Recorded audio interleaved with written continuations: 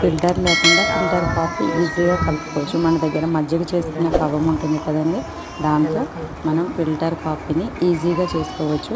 ఎలా చేయాలో నేను ఈ ప్రాసెస్లో పాలు పోసుకున్నాను, ఫాలో అవ్వండి. చాలా చాలా టేస్టీగా ఉంటుంది ఫిల్టర్ కాఫీ. వితౌట్ ఫిల్టర్, అందరికీ ఫిల్టర్ ఉండదు కదా, ఫిల్టర్ లేకుండా మనం కూడా అందరం enjoy the coffee. Okay, thank you.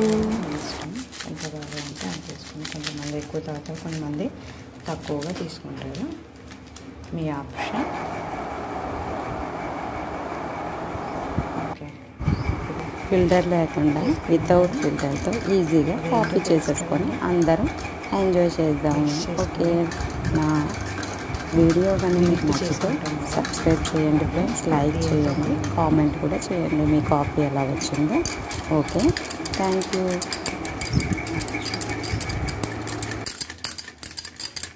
చాలా టేస్టీగా ఉంటుంది, నచ్చితే మీరు కూడా ట్రై చేసుకోండి.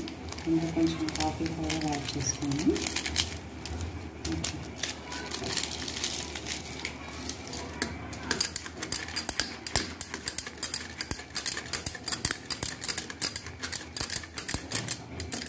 ఫిల్టర్ లేకుండా ఫిల్టర్ కాఫీ రెడీ.